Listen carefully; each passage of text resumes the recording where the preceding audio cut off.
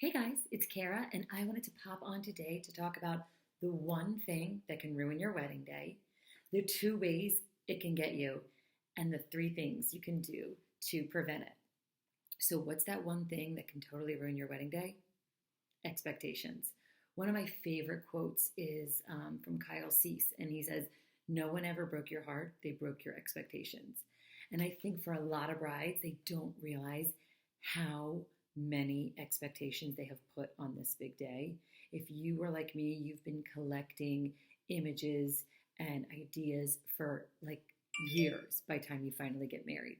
So it's no wonder that by the time you get to planning your actual wedding day, it can be really disorienting if your own day looks so different than all those images. Like for me, I had always pictured like a summertime wedding in a rural area, um, kind of a rustic vibe. And instead, I was, getting married during Christmas week in the city. And it just didn't line up at all with my expectations, which is just, a really adding to the confusion and the stress of, for me, what was like a really short engagement. And I think that when I realized it wasn't that anything was really going wrong, it was just my expectations. Everything just looked and felt so different than I thought it would. That was the only problem. It didn't mean anything other than that.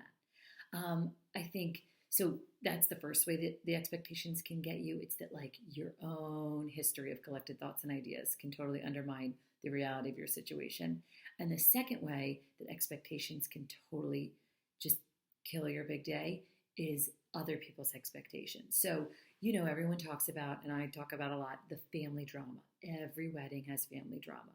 Um, and so, what's under all of that? There's so many different issues. There's budget and cultural stuff and all these things.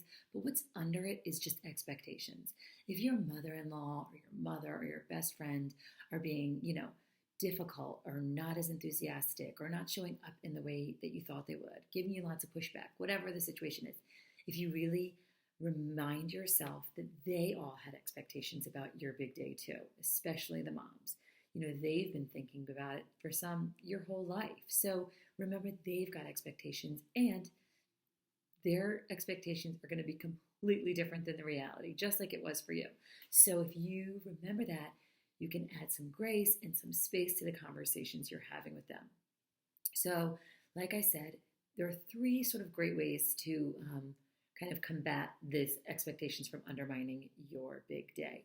Number one, ask yourself, what am I making this mean? For me, when everything looked and felt so much different than I had always pictured, I was making it mean, oh my gosh, I'm disorganized. I don't know what I'm doing.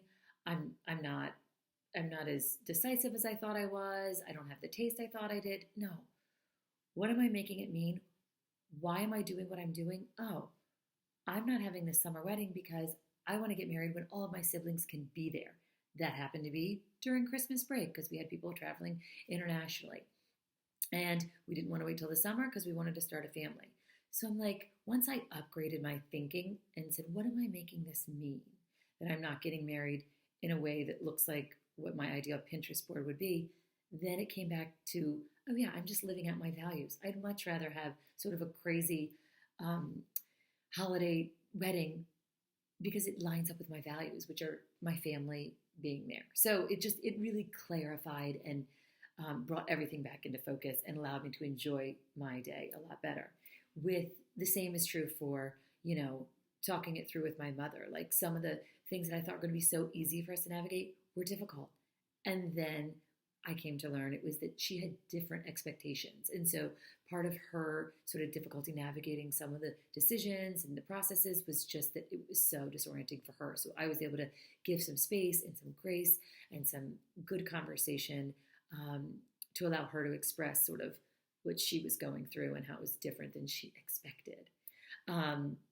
So asking yourself, what am I making this mean? Asking yourself why you're making the choices you're making can refocus you on what's really important.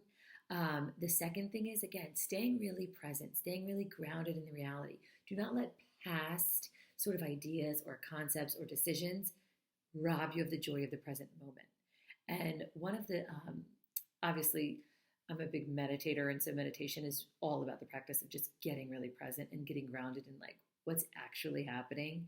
And I think that's just so important because this is, again, a day that is been rooted in so much past thoughts and expectations and dreams. And then when it finally comes, it's like, ah, it's suddenly it's reality, which is always so different than what we pictured. And so staying really grounded and really present, I think, is the second thing. And then number three, gratitude. And really just being so grateful that like you dreamed of this moment your whole life and it's here. Say thank you. Be grateful for all the people who are showing up, even if they're showing up imperfectly. Be grateful you've got people to celebrate this with. And so just being grounded in that grateful feeling will help you stay also grounded in the present moment. And it will also help you figure out, why are you doing what you're doing and what you're making it mean. So hopefully those three things will help you manage expectations around your wedding and have an awesome day. We'll see you next time.